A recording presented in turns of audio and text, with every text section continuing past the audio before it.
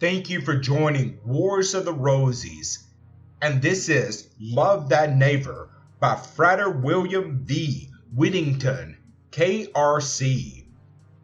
An article taken from Rosicrucian Digest, Volume 14, Number 1, February 1936.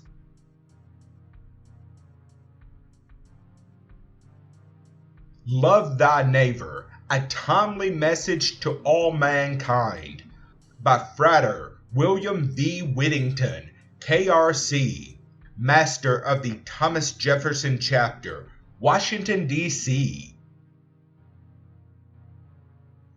In these days, no less than in the days of the founders of Christianity, there is nothing more essential than a true appreciation of the brotherhood of man. Such an appreciation may evolve more during the next 100 years than during the 19 centuries which have passed. Frequently it requires a great crisis in human affairs to impress a great truth upon the comprehension of mankind. In this regard, the crisis of the past few years has been one of the finest things that could have occurred, bringing forces which are cleansing humanity spiritually and ridding it of many of its false teachers and leaders, false systems and doctrines. There has been many wailing and gnashing of teeth, especially on the part of those who have been most lacking in fortitude and moral vision. It has been a trying time for all of us. Of course, a period of testing. In some cases, troubles have been magnified by the inability or refusal of certain persons or groups to recognize the needs of the entire people and to modify their own demands or actions in accordance with such needs. Whether we will it or not, the consciousness of man is passing through a purging process, one of the greatest in all history. This purging and cleansing must continue until humanity has truly mastered its lessons of humility, love, and sacrifice. These lessons are being learned, slowly but surely, through necessity if nothing else. Humanitarianism, in its highest sense, having its foundation in cooperative effort and in a realization of interdependence in spirit of all peoples and all things, is the basis of the new dispensation. We may as well accustom ourselves to the idea that we are entertaining an age where many of the old, established and treasured doctrines or rules of conduct will be obsolete. Humanity has been burdened with a number of destructive doctrines and traditions which it could very well do without. The Supreme Power has seen to it that there has always been a progressive good working in the world. We must not overlook this fact, yet many of the outstanding characteristics of the stage of civilization from which we are now emerging have not been progressive, except insofar as they may have been necessary to teach a lesson.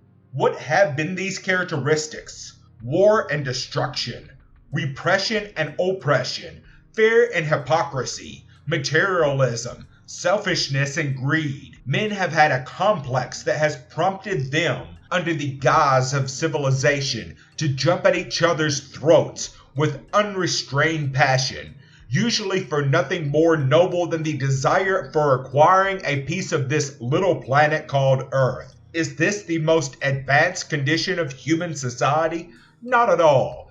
It is merely a strange interlude, a nightmare. Let us have faith enough in the essential goodness of humanity to believe that the ultimate stage of human evolution must be one of true universal democracy, founded upon that much misunderstood factor called love, a society in which all peoples are combined in a unity of thought, purpose, and action.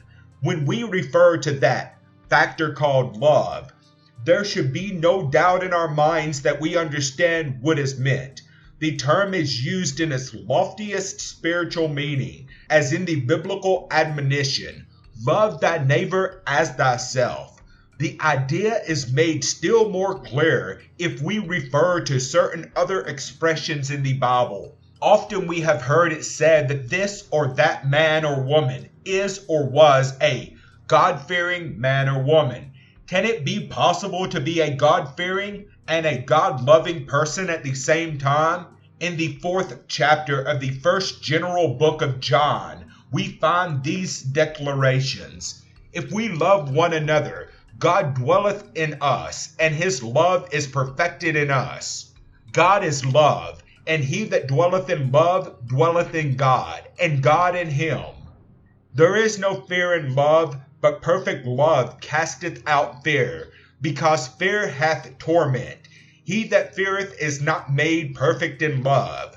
If a man say, I love God, and hateth his brother, he is a liar. For he that loveth not his brother, whom he hath seen, how can he love God, whom he hath not seen?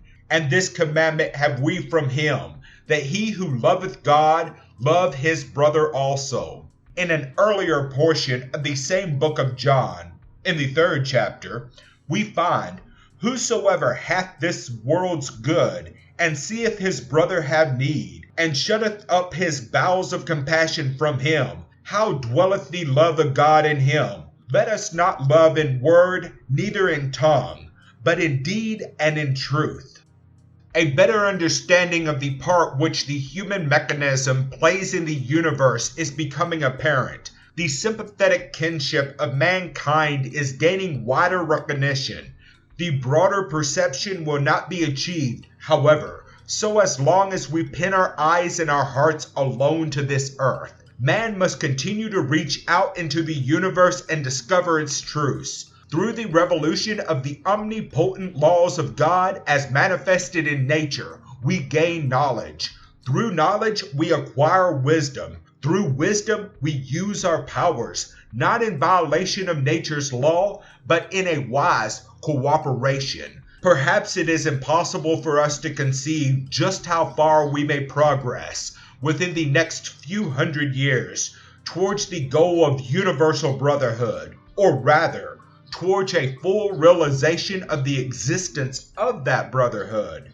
The evolution of the spiritual and creative faculties of man has depended to a very large extent upon the unveiling of the forces of nature. These forces, even to the smallest fraction of energy reaching the earth from every part of the universe, someday may be subject to the control of human genius. Tremendous changes, both in material condition and in spiritual outlook, will occur when the potential genius in every person is given an opportunity to reach a high state of usefulness. It is exalting to consider the possibilities for creative advancement that will be open to subsequent generations. A part of our contemplating may be little but empty dreaming. But in any event, a little meditation and quiet reflection now and then are good for the soul of any man. In such a moment of meditation, we may have the good fortune of feeling an attunement with that spirit, which the poet Wordsworth defines as impelling all thinking things, all objects of all thought, and whose dwelling is the light of setting suns, and the round ocean and the living air, and the blue sky and in the mind of man. In that moment we may comprehend more clearly the nature of things about us, and, who knows, we may have a fleeting glimpse of the great plan behind it all. Thank you for watching, and please don't forget to share, like, subscribe, and comment. And if you can, please consider donating towards the Rosies. Links to PayPal and Patreon are in the description. Thank you so very much.